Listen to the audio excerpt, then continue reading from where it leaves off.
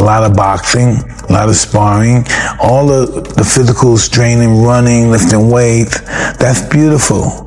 But you need to practice on what you have to do, and you have to box. So you should do as much boxing as possible leading up to the fight. Who am I?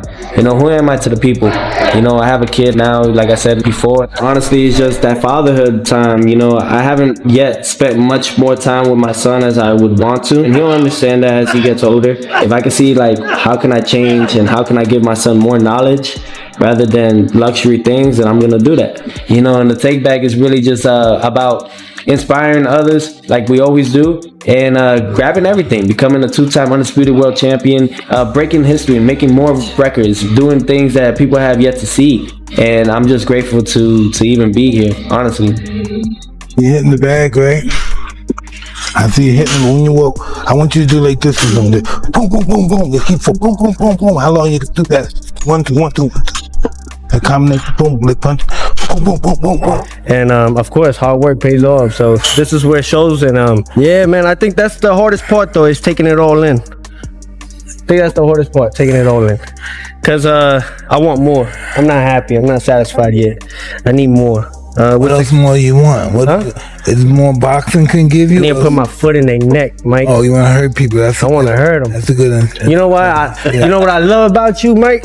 Is that right there? You always wanted your foot on their neck. Yeah, and I love that because it's the best feeling, man.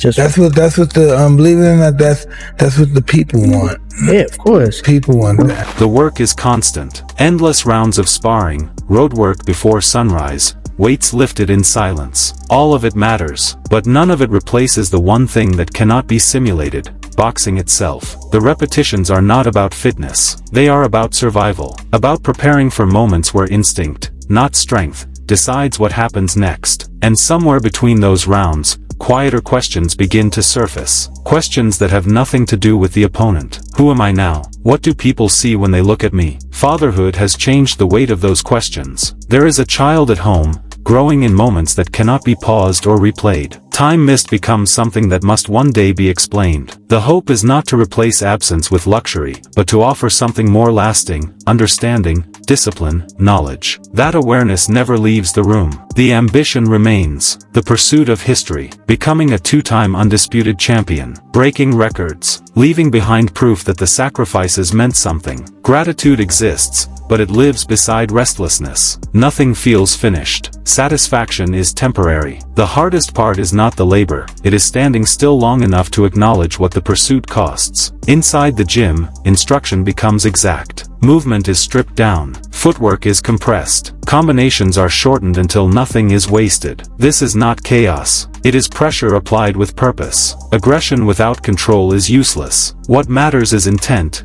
steady, relentless, disciplined. It is the language of fighters who understand that dominance is not loud. It is sustained. That is why the footage mattered when it surfaced. Mike Tyson stepping into Teófimo López's camp was not treated as a novelty. It carried weight. Tyson did not arrive to entertain. He arrived to teach habits shaped by consequence. Slip and counter. Compact defense. Timing born from punishment endured and lessons learned the hard way. This was not a cameo. It was a transfer of experience. Tyson's presence altered the atmosphere, not because it promised victory, but because it introduced uncertainty. His philosophy has always been direct: pressure closes space, and space is where comfort lives. Peekaboo fundamentals are not about style. They are about denial, about forcing decisions earlier than planned. Then came his words, measured, but unmistakable. When Tyson spoke about Shakur Stevenson, it was not dismissive. It was respectful and cautious. Praise paired with warning. Recognition without reassurance. Stevenson's intelligence, his control,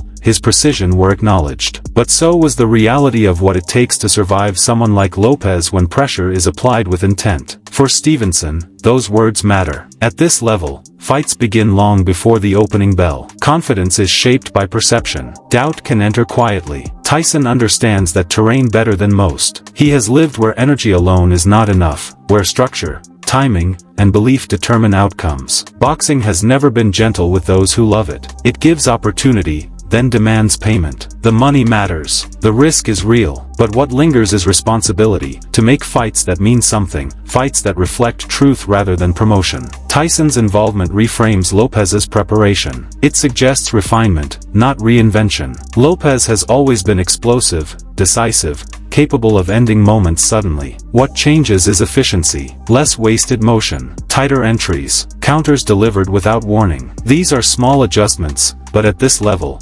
small adjustments carry consequences. Shakur Stevenson's strengths lie in space, distance control, angles, patience. He operates like a watchmaker, making precise, incremental decisions. But space can shrink, and when it does, plans must change. Tyson's influence does not guarantee anything. It simply reduces margins. In the end, that is where the tension lives. Not in headlines or predictions, but in belief. In what each fighter thinks the other has become. In what has changed quietly, behind closed doors. The fight is physical, but its outcome is often decided in silence, long before the first punch is thrown. Tyson's cautionary words are not bravado. They are a reminder that the fight begins long before the bell. In boxing, the smallest hesitation can be decisive. You cannot simply exchange blows toe-to-toe. You must control space, cut off the ring, chase, anticipate. Every step, every angle, every movement carries consequence. Teófimo López has speed, he has power, he has instinct, but so does Shakur Stevenson. Each possesses gifts that demand respect, and each must navigate the subtle pressure the other exerts. On another level, Tyson's comments carry a weight that extends beyond technique. When he speaks publicly about Stevenson,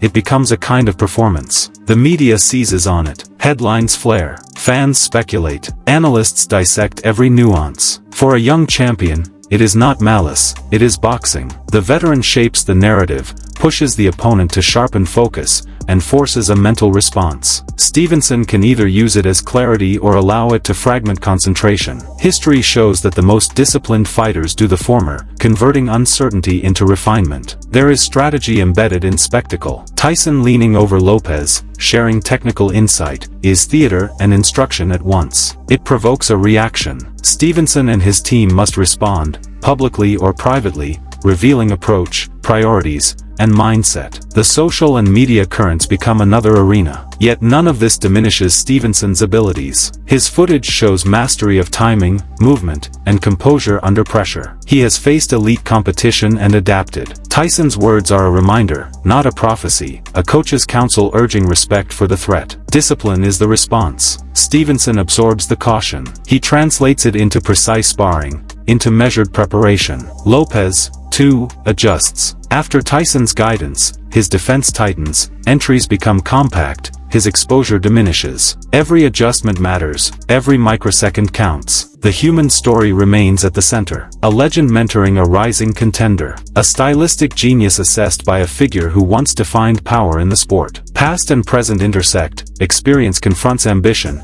and the media amplifies the tension. Come fight night, speculation fades. The bell decides. Yet the build-up, the subtle changes in movement, the quiet influence of mentorship, the mental games waged before the first punch, has already reshaped the narrative. When viewers watch, they should notice the shifts. Lopez moves differently now, more controlled, less erratic, more precise. Stevenson's fluid, choreographed footwork faces a new challenge. The exchange between them is no longer just physical. It is a convergence of history, craft, and human will. Every punch, every adjustment, every calculated risk is the residue of what came before, and the measure of what each fighter has learned to endure. Does Lopez close the gap more effectively, or does Stevenson create subtler, sharper angles that deny him space? And beyond movement, there is the mental dimension, how each responds under pressure, how the first exchanges set the tone for everything that follows. If Tyson's guidance shows early in Lopez's approach, it will dominate the narrative, shaping headlines and framing public perception long before the bell signals the start. For Lopez, the choice of opponent was calculated. In his weight class, opportunities for unification are scarce. To challenge himself,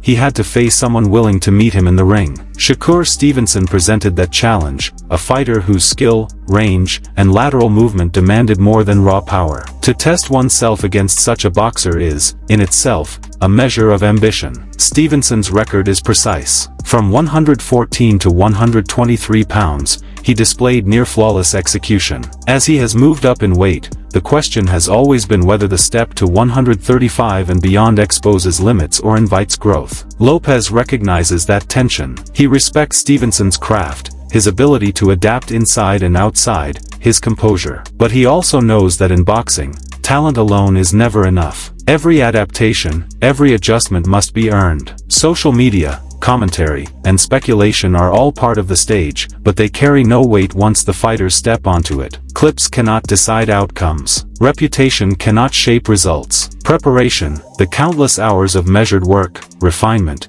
and discipline, is what determines whether what was learned translates into performance. Tyson's presence, his mentorship, his cautionary words, are part of the narrative, rich and resonant, but they are not fate. What matters is absorption, response, and execution. In boxing, the story begins quietly. The drama only becomes real when the bell rings. Until then, the speculation is background noise. The fighters themselves will write the story in the ring. By the time fighters reach this stage, weight and size are never abstract numbers. Even a 10-pound difference can shift strategy, alter angles, change risk. Lopez considered moving up further, measuring the body and reach of opponents, calculating what space he could exploit. Stevenson's skill, his lateral movement, his precision, these are variables that demand respect, and they shape every decision in preparation and execution. The human side of it is often invisible: perception, subtle assessments, mental chess. Lopez recalls past fights,